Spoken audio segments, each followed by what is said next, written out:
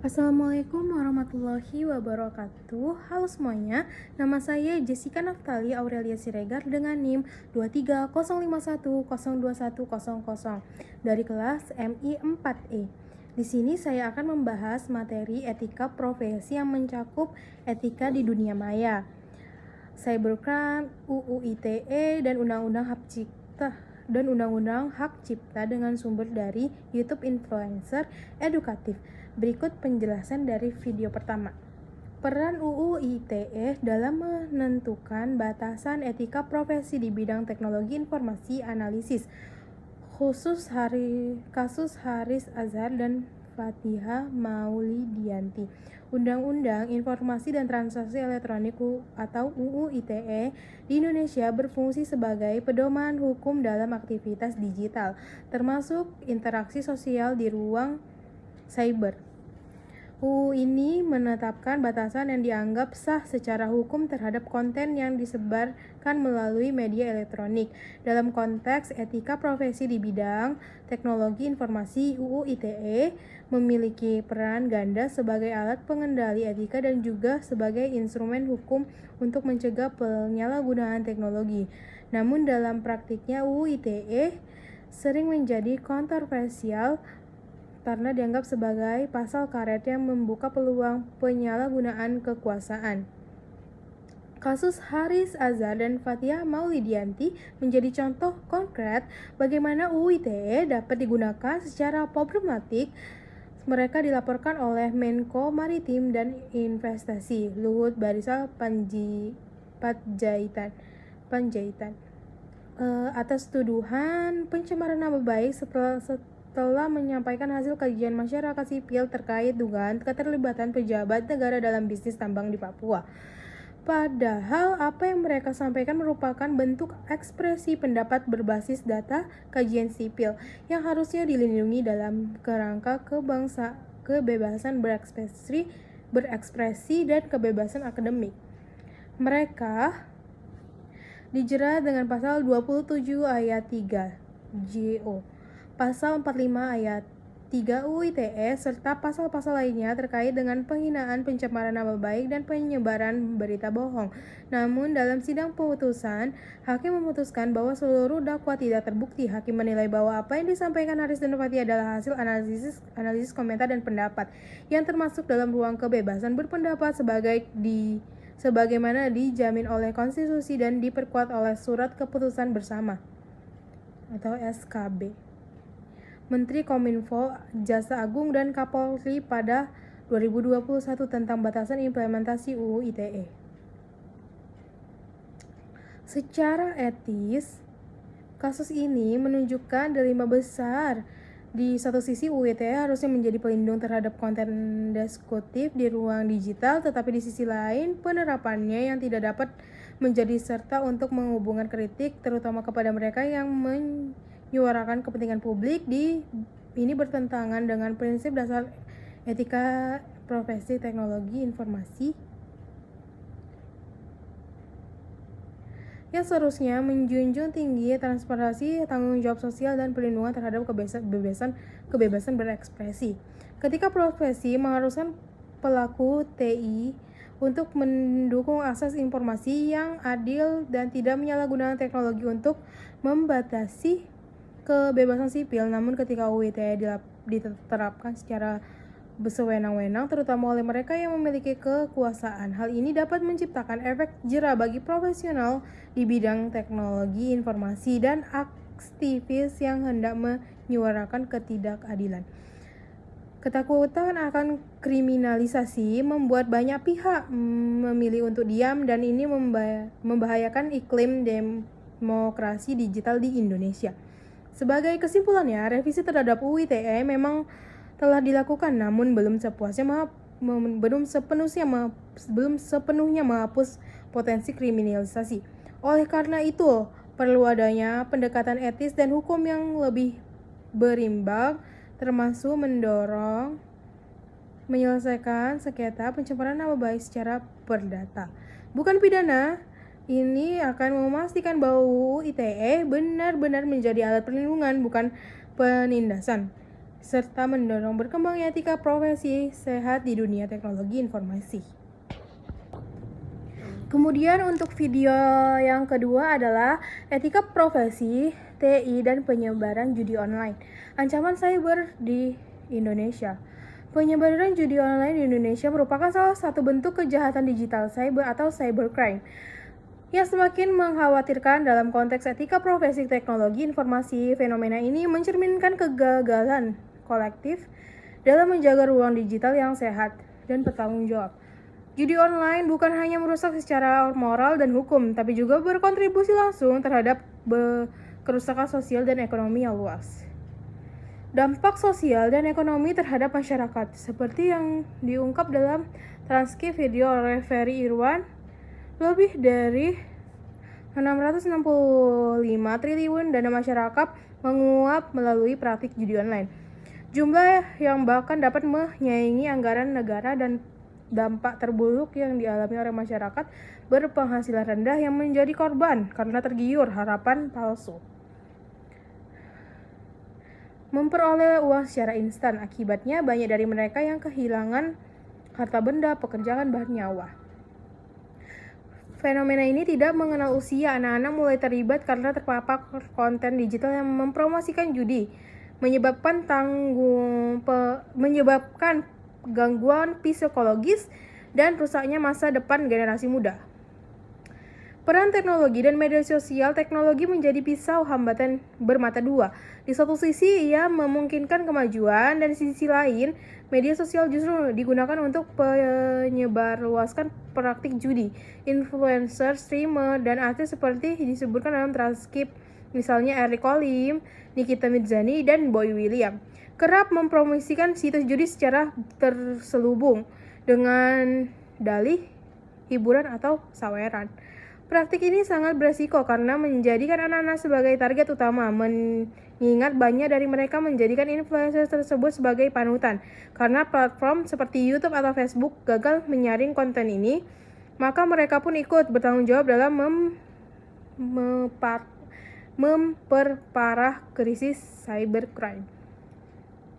Langkah perintah dan pentingnya edukasi. Ferry Irwandi menyarankan pendekatan counter gambling yang mencakup 3 aspek utama: penindakan, penyebaran, dan pemulihan.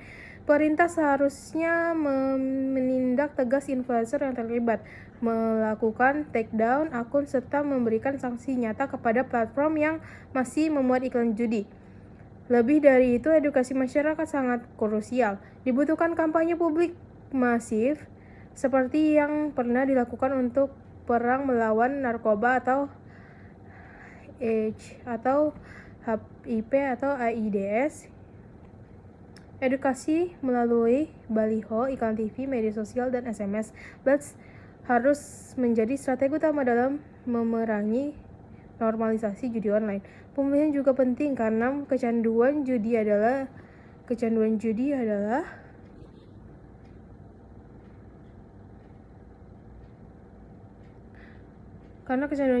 isu medis. Pemerintah perlu menyediakan fasilitas rehabilitas dan konseling bagi korban agar mereka tidak terjun rumus lebih dalam. Pendekatan holistik ini harus menjadi bagian dari kebijakan nasional cyber ethics, agar profesional teknologi informasi tidak hanya terlibat dalam penciptaan sistem, tapi juga bertanggung jawab secara moral terhadap dampak penggunaannya. Kesimpulannya, penyebaran judi online di Indonesia mencerminkan kegagalan dalam menegakkan etika profesi teknologi informasi tanpa kontrol, edukasi, dan regulasi yang efektif. Ruang digital akan terus menjadi ladang sumber bagi kejahatan etika profesi menurut para pelaku TI, untuk tidak hanya menjadi teknisi tetapi juga penjaga nilai-nilai sosial demi menciptakan ekosistem digital yang aman, adil, dan berintegritas. Kemudian kita masuk ke video yang ketiga. Peran etika profesi dalam mengatasi penyebaran hoaks dan berita palsu di dunia maya. Dalam era digital yang serba cepat ini, informasi menyebar luas hanya dalam hitungan detik. Sayangnya, perkembangan teknologi di media sosial yang sangat pesat tidak diimbangi dengan kemampuan masyarakat untuk memilah informasi yang benar dan salah. Transkrip video dalam file menunjukkan bahwa hoaks atau berita palsu terhadap mendominasi dunia maya, merusak perspektif publik dan menyesatkan opini masyarakat. Dalam konteks ini, etika profesi bagi para pelaku di bidang teknologi informasi dan media sosial menjadi sangat penting. Tanggung jawab profesional di era digital. Individu yang bekerja sektor teknologi informasi dan media sosial memiliki tanggung jawab besar dalam menjaga kualitas informasi yang mereka kelola atau distribusikan. Mereka bukan hanya pengembang sistem, namun juga penentu arah etis dari teknologi yang digunakan. Profesional di bidang ini harus menjunjung prinsip integritas, akurasi, dan tanggung jawab sosial. Mereka dapat berkontribusi dalam memerangi hoaks dengan menciptakan sistem verifikasi fakta otomatis, membangun algoritma yang mengutamakan kredibilitas sumber, dan mengembangkan literasi digital melalui platform yang mereka kelola. Prinsip kode etik relevan. Beberapa prinsip kode etik relevan dalam konteks penyebaran informasi meliputi: 1. Yang pertama ada kejujuran dan integritas. Profesional TI dan media wajib menyampaikan informasi secara jujur, tidak menyesatkan publik demi kepentingan pribadi atau pihak tertentu. Yang kedua, ada tanggung jawab sosial. Informasi yang disampaikan tidak boleh menimbulkan kerugian publik, penyebaran hoaks yang menyebabkan panik, diskriminasi, bahkan kekerasan sosial. Akurasi dan objektivitas. Profesional harus menyampaikan informasi berdasarkan data dan fakta, serta menghindari opini yang tidak berdasar atau manipulatif. Yang tidak berdasar atau manipulatif. Transparansi. Informasi yang berasal dari institusi atau media harus mencantumkan sumber dan metodologi agar publik dapat menilai validasinya secara mandiri. Dampak etis dari hoaks pentingnya transparansi. Penyebaran hoaks dapat merusak reputasi profesional individu maupun institusi. Sebuah informasi palsu yang tersebar luas dapat menurunkan kredibilitas media, platform digital, bahkan pemerintah, seperti terlihat dalam berbagai isu hoaks tentang PKI, BPA, dan air kemasan, hingga dukun palsu. Selain itu, hoaks juga berdampak pada kualitas demokrasi, mengubah diskusi rasional menjadi emosi kolektif yang terarah oleh manipulasi opini. Transparansi dan akurasi adalah fondasi terpercaya publik. Tanpa keduanya, masyarakat akan kehilangan kepercayaan terhadap institusi dan informasi yang mereka terima. Oleh karena itu, profesional di bidang teknologi informasi dan media wajib menegakkan etika profesi sebagai tameng terhadap distorsi informasi di era digital. Kesimpulannya adalah menghadapi gelombang hoaks yang semakin merajalela, etika profesi menjadi kunci utama dalam menciptakan ruang digital yang sehat, informatif, profesional, dan TI harus menjadi agen literasi, bukan hanya pelaksanaan teknis. Dengan menjunjung tinggi prinsip kejujuran, tanggung jawab sosial, dan akurasi informasi, mereka bisa menjadi garda terdepan dalam memerangi hoaks, menjaga kepercayaan publik, dan membangun masa depan digital yang lebih bertanggung jawab. Kita masuk ke video yang keempat, penjelasan mengenai penjelasan mengenai perbedaan antara hak cipta, hak moral, dan hak ekonomi. Yang pertama adalah hak cipta. Hak cipta adalah hak eksklusif yang dimiliki oleh pencipta atas karya ciptanya di bidang seni, sastra, maupun pengetahuan, seperti musik, film, buku, atau software alat pendidikan. Dalam video yang disebutkan bahwa perlindungan hak cipta bersifat otomatis. Artinya, ketika ide seseorang terwujud dalam bentuk konkret, misalnya tulisan yang dicetak atau diunggah ke blog, maka secara otomatis hak cipta atas nama karya tersebut sudah lahir tanpa harus didaftarkan terlebih dahulu. Pencatatan ke Direktorat Jenderal Kekayaan Intelektual hanya berfungsi untuk pendokumentasian, bukan untuk menciptakan hak. Yang kedua adalah hak moral. Hak moral merupakan hak yang melekat secara permanen pada pencipta. Hak ini tidak dapat dialihkan dengan berkaitan langsung dengan nama integritas ciptaan. Hak moral menjamin pengakuan nama pencipta atas penciptanya. Hak mencegah adanya perubahan distorsi atau mutilasi yang dapat merusak reputasi pencipta. Hak moral bersifat abadi dan tidak bisa dipatahkan bahkan meskipun ekonomi dari suatu karya sudah dialihkan. Hak ekonomi itu berkaitan dengan pemanfaatan karya cipta dalam konteks komersial. Ini meliputi pengadaan kopi, pendistribusian distribution, komunikasi kepada publik atau public performance atau display, dan bentuk eksploitasi lainnya. Hak ekonomi dapat dialihkan kepada pihak lain, misalnya penerbit, prosedur, atau perusahaan yang menjadi dasar untuk mendapatkan kompensasi atau royalti atas penggunaan karya, terutama untuk tujuan komersial.